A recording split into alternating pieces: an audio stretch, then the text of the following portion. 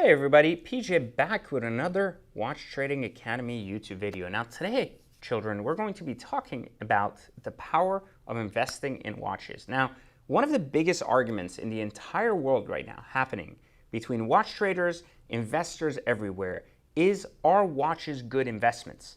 Historically, you may have heard a lot of people have opinions on this. Now, if you watch any of my ads on Facebook, YouTube, or anything, you may have even seen my particular interview where Kevin O'Leary endorsed Watch Trading Academy, but more importantly, actually said how watches in general have been one of his best asset class investments. Yet, many people continue to argue online, are watches truly good investments or are they not? I mean, we can see here, and I'm going to show you here basically, that even individuals right here, like Roman Sharmov, which is very well known in the world of watches, has said repeatedly in many other videos that watches aren't typically a good investment. In other cases, we see other veterans of the watch industry in the vintage world, like I'm showing you here again, have said once again that watches historically are not good investments, and they've been in the business 20 plus years. So the question is, why would I, Pejman Ghadimi, someone who founded Watch Trading Academy, actually tell you that watches are incredible investments? And why would Kevin O'Leary agree with me? So today we're going to talk about why do both sides of the equations have different opinions, and more importantly, we're going to talk a little bit about my background as it pertains to investments, because we all share a very different background. Now, many of you follow me on the Exotic Car Hacks channel, so you know, because you've been following me for a while, that exotic cars and watches have always been an asset class investment for me. In 2005, I founded the world's first fund, known as VIP Motoring, that enabled normal people to basically invest in cars and watches and art as an asset class investment. Something we have never seen before. Many people argued back then that this was crazy. Most cars depreciate. Watches just aren't going to bring a premium when they're used versus new. It doesn't make sense. Over the years, we've proven these theories untrue by having a very successful fund doing this. Even up until last year, we were still extremely profitable and helping our clients be profitable of the same thing. Now, this year marks the last year of us in business under that same fund, and next year we'll begin our new fund called the One-Off Investments Fund, which you can find at oneoffinvestments.com. The idea of investing in watches and cars is something that wouldn't make sense if you ask someone from 20 years ago what their thoughts were on watches and cars. We all know cars depreciate, we all know watches depreciate, and we all know that supply and demand commands a very big premium over another in the watch business. Now the question becomes, and the question really becomes, has the industry changed? Because many people today will still argue that information from 20 years ago is still as relevant today as it was back then. And I would argue that that is certainly not the case on any level. And in order to understand this, we must look at the car market first. Let's look at what it took back then to drive a Lamborghini. Let's look at the idea that Lamborghini made 25 SV vehicles back in the day, and today makes 800, 900 of each variation, and yet all sell out. So the question is, what has really occurred in the world that has made what we once knew as not an asset, rather a liability, into an asset? And the short answer for that is there is significantly more money and demand in the world today than there has ever been before. And many of these things that used to be known as luxuries have become some of the best vehicles to park money in than any other asset class management. So the question is, why are more people not paying attention to this? Well, reality is there's really two sides of the equation and two types of individuals in this world. There are jewelers who want to deny this very same idea. Now, why? When jewelers themselves buy watches, they historically buy them, park them in their own stores, and not even offer them for sale. If you look at many of jewelers' Instagrams today, they'll display watches saying not for sale. Now, you may wonder why. Because they understand that the historical data of the value of such watches will continuously trend up. There's enough data backing this now. A green dial Rolex Daytona, a Patek 5980, an openwork skeleton, all have almost double, if not tripled in value from their MSRP over the last 1 year alone. So you sit there and ask yourself, how is something that has tripled in its value not an investment. Well, you would have bought it low, you would have kept the item, and today it would be worth more with no effort to sell it. Hundreds of people lined up to pay that premium. So the question is, how is that not an investment? In the terms of investing, you simply are putting money up, you're acquiring something, regardless that it's a stock or real estate or anything else, its value trends up. Now, why does real estate go up? Because the population increases. Why do watches go up? Because the population capable of buying those watches increases. It is the simplest concept in the world, yet jewelers deny it. Why do they do that? Well, because the jewelry business as a whole is built on the idea of consumerism. It is not built on the idea of investments. And jewelers simply don't like that. In today's market, jewelers actually hate that. Let me tell you why. Because jewelers rely heavily on you purchasing a watch, wearing this watch, and then upgrading that watch, which means bringing it back. If you were aware that a watch was an investment or something to do that would bring you more money, then you would make more money-driven calculations towards your enjoyment of such watches. And you would make these decisions from an investment standpoint rather than a consumer. Because a regular consumer would buy a watch, wear a watch, lose money on a watch, and trade it back in against a heavier watch, making the dealer and the jeweler multiple margins multiple times. However, in the quest for ensuring that people lack this knowledge, people will continuously fight the essence of the idea that watches are historically not good investments.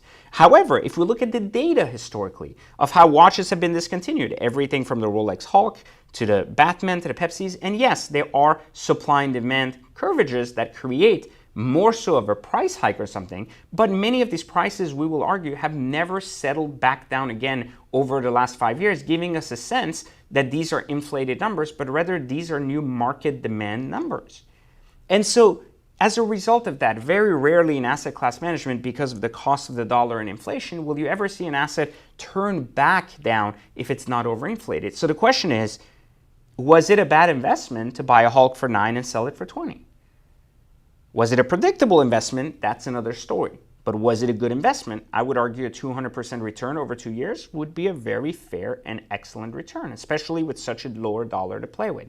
So you see, jewelers have hated the idea that others are talking about investing in watches because it takes away their core business model, which is to sell, buy back, resell, and sell again, circulating the same watches. The more likely you are to be educated about the field, the less likely you are to trade your watch in. This is no different than how long car dealers have fought us at Exotic Car Hacks, no difference than jewelers fight us at Watch Trading Academy. And this is something you need to know.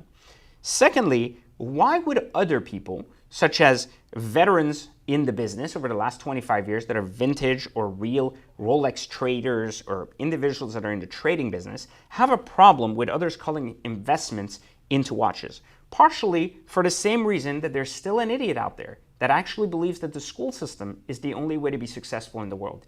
People hate change, and they don't like the idea that their business models are changing. Look at how hard the car industry fought AutoTrader. Look at how hard the watch industry fought Chrono24. The idea that people have access to information globally and have access to making educated decisions means that every jeweler, every trader, every person out there is now competing against an open globe of similar traders, even if they are not even in contact with one another.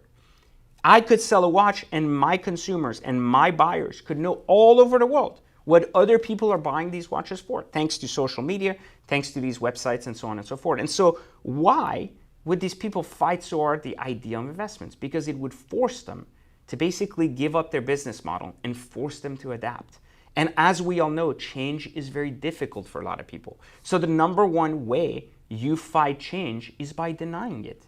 And that is the simplest concept as to why the two parties, watch traders from the old days and jewelers today, will continuously bash the idea that watches are investments. Now here I'm going to show you 5 watches. These are 5 graphics of historical values of these watches and the trends in the graphs, as you can see on my screen here, of various watches that have gone up or down in value. And you can see here that while some have gone down, they've gone way back up. Just like every other investment, no investment is guaranteed to continue trending up. And of course, you have to identify the winners from the losers. That does not change. What changes is the idea that mentally, you have to understand that watches are good investments. And regardless that people agree in the space or not, people fight in the space or not, or people deny in the space or not, there is money to be made in the space that people like it or not. And that you choose to follow the traditional, conventional way of thinking and say that information from 20 years ago should still be relevant today. That is your personal choice. However, people lie. Money doesn't, and data doesn't. And while people have opinions about why things are happening, they are still happening. I personally was never a Bitcoin fan, and I chose to never invest in Bitcoin. That was my personal decision. That was not an idea of believing or denying or fighting it. It was something from an idea of focus. However, it could not be denied on any level based on the data that an investment in Bitcoin 5 years ago would have made you a fortune today. A fortune. So the question is, regardless that I believed or not, regardless that I invested or not, is the investment a bad investment if that fortune would have been made based on the data of where it was and where it is today? And regardless of my take onto the participation in that, I cannot deny, regardless that I enjoy investing or not in such things, that the data doesn't lie. And the same can be said for every watch out there. And so one of the key things you have to understand about watch trading is that while the majority of people out there may have a big problem with Watch Trading Academy not only teaching you how to trade watches, but teaching you how to invest in watches, I believe heavily in the idea that people who have conventional thinking typically stay in conventional boxes and ultimately never take hold of opportunities. The same way that people who pioneer change and people who get ahead of it typically are the first adopters of something new. With so much more money in the world, so much more supply in the world, and so much more opportunity to make money in the world, there is therefore a huge opportunity to invest in watches. And if anyone can show me any data that proves otherwise, then I'll gladly watch it. So let me know your thoughts in the comments here below. Do you believe that watches are investments? And why do you believe jewelers are fighting so hard to keep this information from getting out there? So let me know, subscribe, like the video, give me your thoughts. Let's have an open discussion about this because I think it's just getting tiring how so many people in the market are constantly talking about watches are not good investments. But yet, I always say this, if they weren't, how did I make so much money today? That's another question, right? I mean, look at their personal lifestyle. Look at my lifestyle. I went the unconventional route. My lifestyle over precedes theirs 10x, 15x, 30x. So sometimes, just like someone who invested in Bitcoin at $10, now it's 50 grand, that lifestyle is going to over precede everyone else who has not made that investment. So sometimes investing in things can sound scary, or sometimes it can be a change in how we see things. But we all accepted that the school system isn't the only way to be successful. So can we all accept that watches are perhaps investments, even if not everyone is investing in them? Subscribe, like the video, and I'll catch you on the next one.